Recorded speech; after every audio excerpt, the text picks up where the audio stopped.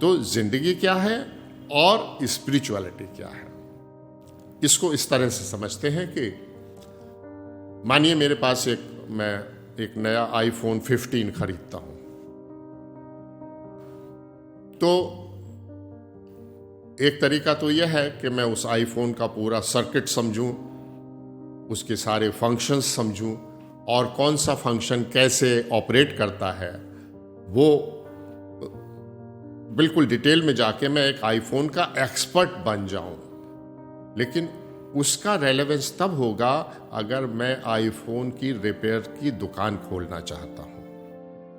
दूसरा, आम आदमी के लिए, मेजॉरिटी के लिए एक अच्छा आईफोन यूजर कैसे बनना है, एक आईफोन के मैक्सिमम फीचर्स को कैसे लाइफ में अपने इस्तेमाल करना है, वो एक्चुअली ज़्यादा रेलेवेंट है एक स्मार्टफोन यूज़र के लिए। बिल्कुल यही चीज़ लागू होती है अध्यात्म पे और मानव जीवन पे। ये मानव शरीर, ये बेसिकली एक गैजेट है और हम लोग बहुत भाग्यवान हैं जो हिंदुस्तान में पैदा हुए हैं, क्योंकि हमारे शास्त्रों में इस गैजेट के सिर्फ सर्किट डायग्राम ही अवेलेबल नहीं है, इसकी ऑपरेटिंग इंस्ट्रक्शंस बहुत डिटेल में दी हुई है और जिसकी जितनी ज़रूरत है वो उसके हिसाब से उस ऑपरेटिंग इंस्ट्रक्शंस का इस्तेमाल करके इस गैजेट को इस्तेमाल कर सकता है बिना किसी फ्रस्ट्रेशन के, बिना किसी बिटरनेस के। तो basically there is a circuit diagram, there are operating instructions और उनको इस्तेमाल करके आप अगर इस गैजेट का इस्तेमाल कर रहे हैं तो आप अपनी यात्रा को बहुत smoothly, purposefully, in A meaningful way, with a sense of fulfilment पूरा कर पाएंगे। नंबर 1। अब सवाल होता है स्पिरिचुअलिटी की जरूरत क्या है। तो अगर आपको जीवन का पर्पस पता हो, ये पता हो कि मैं कौन हूं, यहां क्यों आया हूं और यहां कब तक रहने वाला हूं, किस लिए भेजा गया है, तो रास्ता उतना ही आसान हो जाता है। मैं इसको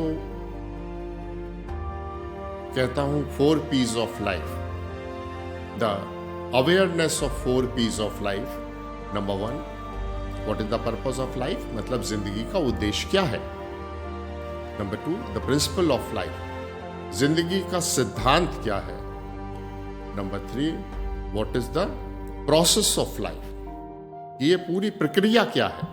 और चौथा है what is the protocol of life, इस लाइफ को जीने का प्रोटोकॉल क्या है। अगर ये 4 चीजें हमको पता चल जाएं तो फिर हम इग्नोरेंस में रहने के बाद भी एक कम से कम ये अवेयरनेस हो जाती है कि हम ये इग्नोरेंट हरकत कर रहे हैं। सारा प्रॉब्लम जो है इग्नोरेंस के बारे में होता है। इग्नोरेंस क्या है, अब जैसे आप एक मशीन खरीदने गए तो आपको पहले पता होना चाहिए कि आप क्या खरीदने जा रहे हैं। आप टेलीविजन खरीदने जा रहे हैं या वॉशिंग मशीन खरीदने जा रहे हैं। आपकी ज़रूरत क्या है, घर में पिक्चर देखनी है, सीरियल्स देखने हैं या कपड़े धोने हैं। अब आप एक वॉशिंग मशीन किसी ने आपको दे दी, अब आपको ये पता नहीं है कि ये मशीन किस काम के लिए इस्तेमाल होती है।